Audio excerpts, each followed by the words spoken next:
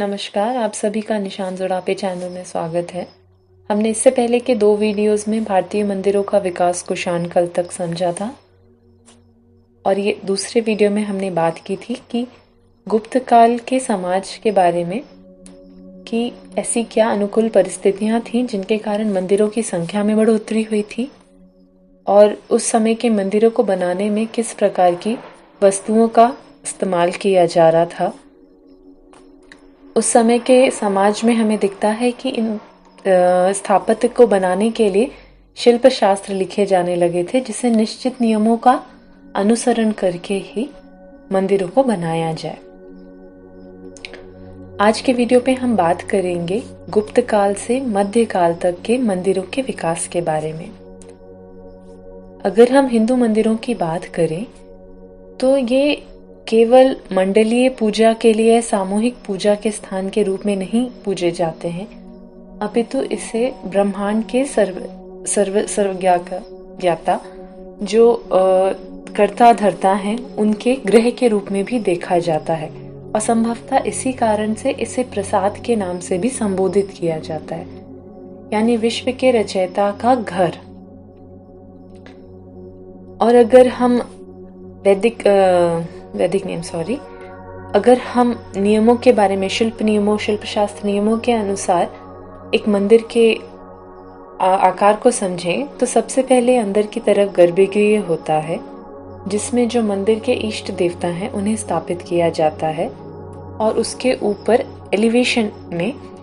हमको शिखर देखने को मिलता है, जो कि ऊपर जाते जाते शंकु होते जाता है, यानी नीचे की तरफ उसकी सबसे ज्यादा चढ़ाई होती है और ऊपर अंतिम छोर पहुंचने पर उसके ऊपर कलश को स्थापित किया जाता है। शिखर नाम देने का संभावित ये वजह हो सकती है कि इसे मेरू पर्वत से या कैलाश पर्वत से जोड़ा जाता है, जिसे शिव का स्थान माना जाता है। कुछ मंदिरों में हमें गर्भगृह के चारों तरफ प्रदक्षिणा पथ भी देखने को मिलता है। गर्भगृह के सम्मुख हमें एक स्तंभ से सपोर्ट में खड़ा मंडप देखने को मिलता है, जो कि आश्रय के लिए इस्तेमाल किया जाता था, जहां लोग आके आराम कर सकें, आश्रय ले सकें। कुछ जगहों पे ये भी हमें देखने को मिला है शुरुआती मंदिरों में, और वो आगे तक कंटिन्यू रहा है कि गर्भगृह और मंडप को जोड़ने के बीच जो दूरी रहती है उसे जोड़ने के लिए एक दूसरा निर्माण किया गया, जिसे अंतराल कहा जाता है। और आगे चल के इस निर्माण में अंतराल के बाद मंडप की जगह अर्ध मंडप को जोड़ा गया, जिसे जोड़ के मंडप का निर्माण किया गया। नियमित रूप में हमें गुप्त काल में संरचनात्मक मंदिरों का निर्माण ईंटों और ड्रेस्ड स्टोन, यानी जिन पत्थरों को निश्चित आकार दिया गया है, इन सामग्रियों से किया जाना दिखाई देता है। इसके पीछे हमको एक और चीज देखने को मिलती है कि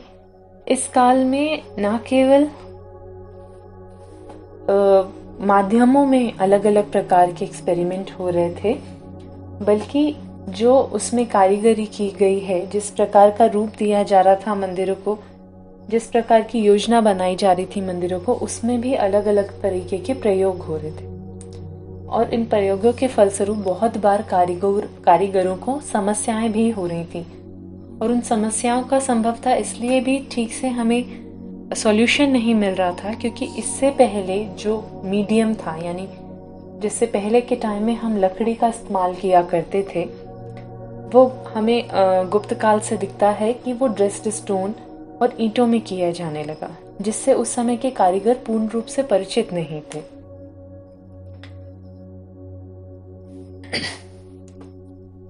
और हमको इसके अभिलेखीय साक्ष्य भी मिलते हैं कि गुप्त काल में काफी बड़ी संख्या में मंदिरों की संरचना की जाने लगी थी,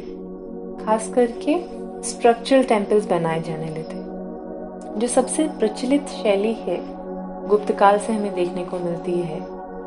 मंदिरों के बनाने की, या जो आर्किटेक्चरल प्लान है, वास्तु योजना है मंदिरों की,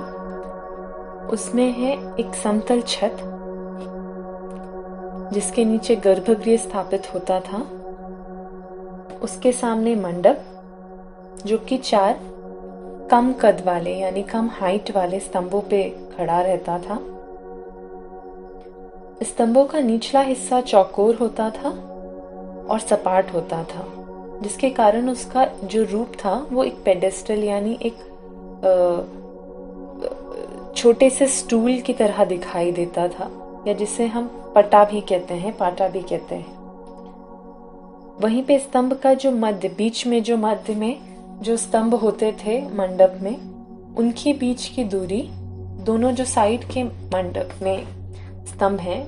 उनकी दूरियों से अधिक हुआ करते थे। यानी मध्य के जो स्तंभ हैं उनकी तुलना में साइड के जो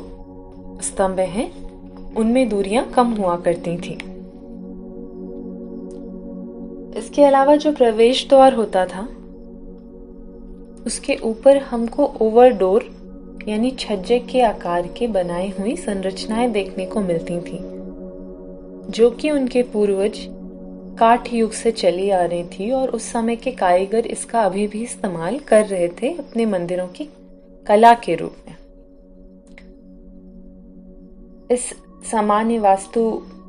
योजना में बहुत सारे नए तत्वों को जोड़ा गया और कुछ इनमें से आगे चल के क्षेत्रीय स्थापत्य के रूप में आकार ले लिए। इस मंदिरों के विकास को विस्तार से समझने के लिए हमने तिथियों के आधार पर कुछ प्रारंभिक मंदिरों को उदाहरण के रूप में यहाँ समझाने का प्रयास किया है।